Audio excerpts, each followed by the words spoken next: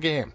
And here comes Matthew Cooper. He's scouting out the rest of the map as well because he's not sure if possibly David Kim had already built a command center and floated it over to one of these locations. Yeah, it's so hard with the Terrans to know what exactly is going on with their medevacs and all of the choices they have. It's very easy for the Terrans to sometimes sneak some buildings around the map and hide them in places where you least expect them. You saw those Banshees flying by overhead. Not a lot of Banshees moving out here from the Terrans, but he is in a bad position. He needs to try to put some pressure back on the Zerg, and this is what he needs to find and destroy. What a great move by the Terran player, using these Banshees to find this expansion and forcing this expansion, just destroying this expansion entirely and forcing it out of the game. And we can see David Kim continue to pressure into Matthew Cooper's base. We can see them flying overhead. He is going to use this air advantage to the best of his ability. We can see them coming over here headed straight for the infestation pit. Yeah, he's moving right towards it, doing the damage he can. You can see there's one Hydra's in play. That's not a lot of forces.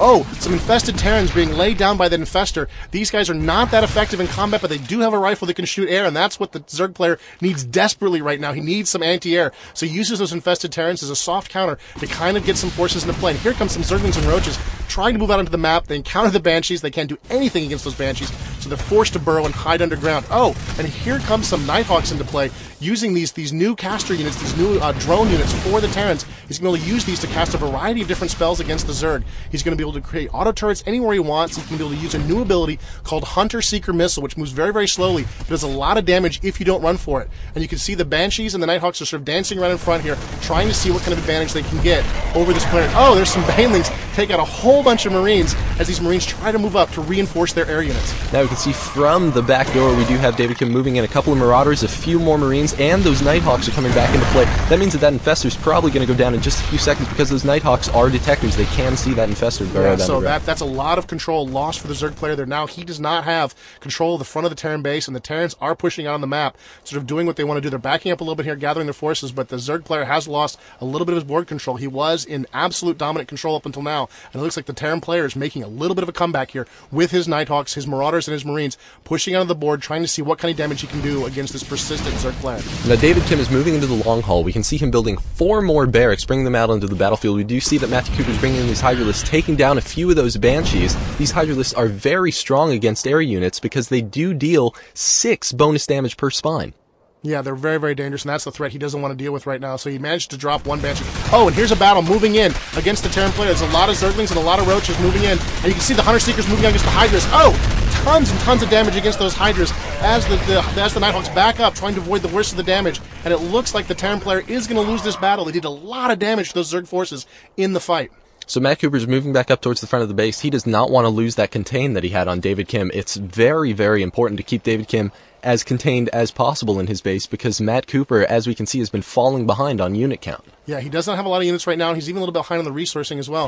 A little bit of an aggressive move by the Zerg player. Yeah, that was not a good move, and he sees it right away and decides to back away. Those Hydras are upgraded. They're moving more faster than they would ordinarily. It gives him an advantage. You can see there's one SCV scouting around the map, managed to take it down, and here comes the last Banshee taken out by the Zerg, as it looks like another battle is about to begin here in the middle of the board. Now we have a few more Marines and those Nighthawks coming into play. We're going to see some more Hunter Seeker missiles because they are so effective. Here comes one across the map. Oh, was not good news for that Roach. Yeah, it took a lot of damage on those Roaches, but still, the Roaches generate so quickly. I'm not sure he got a lot of gains. Here comes another one moving in, and you can see the Roaches don't like it. They're trying to get away. He's not sure if this will block it or not. He burrows and tries to block it. Doesn't work. He takes the hit from the missile, and it looks like the Zergers are dancing around in front of the base here, trying to do what damage they can. And the Hydras, of course, would love to get a shot off at those Nighthawks and take them down. And the Marines, a little too aggressive here, are going to encounter a lot of Roaches, and they're going to encounter a lot of Zerglings. Ooh, but David Kim is prepared with some backup. He's moving in now 5 Nighthawks into play. We can't see Matt Cooper trying to focus down those Nighthawks. We see a couple more Hunter Seeker missiles. They're able to take down 1 unit each, and they do some splash damage, so it makes the rest of the units much easier for those Marauders and Marines to take out. What a great use for the Hunter Seeker missile. This is a new ability that just went in a couple of weeks ago.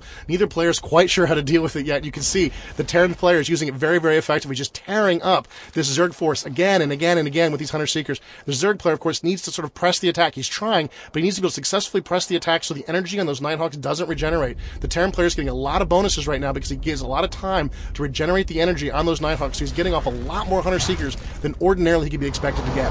Now, the Terran player, using all of that space that Matthew Cooper is giving him, now has a second expansion, in addition to having almost double the amount of workers that Matthew Cooper has. And you see the Overlord tried to spread creep there in time to prevent the expansion, but he missed it by a little bit, and the command center does go down. It looks like the Terrans are now on the push, moving up towards the Zerg base here. And here come the Zerg with a lot of Hydralisks and a lot of of roaches trying to tear these guys down. He can put down an auto turret, try to do some additional damage here to those Zerg forces, and the Zerg are backing up a little bit, wait for the Banelings to come in. Here come the Banelings in, moving against those Marines that can do just terrible damage to them. And you can see he's using micro very effectively, feeding one Marine in at a time, slowing them down with auto turrets, really trying to stop the worst of the damage of those Marauders. He does a lot of damage to those Banelings. Takes damage in return, but still great use of micro by the Terran player. He really reduced the amount of damage he could have taken from those Banelings by very carefully moving his forces and using auto turrets to try to slow those Banelings down. As all the ground forces fall, we can see that the Nighthawks are moving up into the Zerg base, trying to pressure as much as they can, or possibly just salvage the rest of his units to try and make them last as long as possible, and that Queen is able to take out that Nighthawk. Yeah, what a great move by the Zerg. And the Zerg looks like, again, they're in command of the situation. Moving up into the base, those bunkers look like those bunkers are empty, and there's really nothing the Terrans can do at this point to defend this base. They're going to have to bring some additional reinforcements. He's using his SCVs to try to defend himself against all of those Zerg. Oh, here come the Terran reinforcements. More Nighthawks, more Marines, and more Marauders to try to defend this expansion and protect it from the Zerg.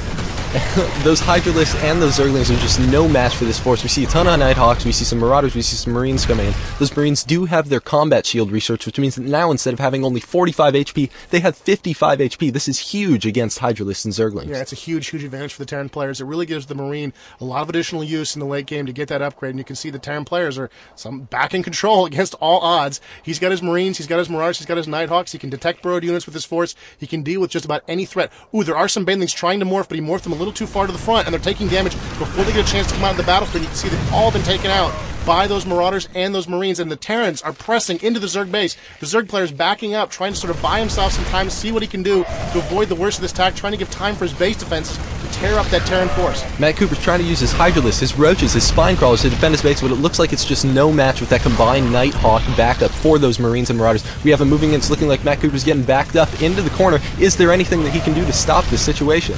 It looks really bad for the Zerg player. He's backing up. He's trying to buy himself time. You can see the Marauders and Marines are just tearing his force, but here come the drones trying to move it, and there's the GG from Matt Cooper. Good game, he says to David Kim, as the Zerg makes his final stand here at his expansion. We saw a great game between these two players, saw a ton of Hunter-Seeker missiles. That's a huge congratulations for David Kim. He just made excellent use of that tech that he now has available. Yeah, and a lot of micro from both players. What a great game of StarCraft 2. Thanks for watching the StarCraft 2 Battle Report.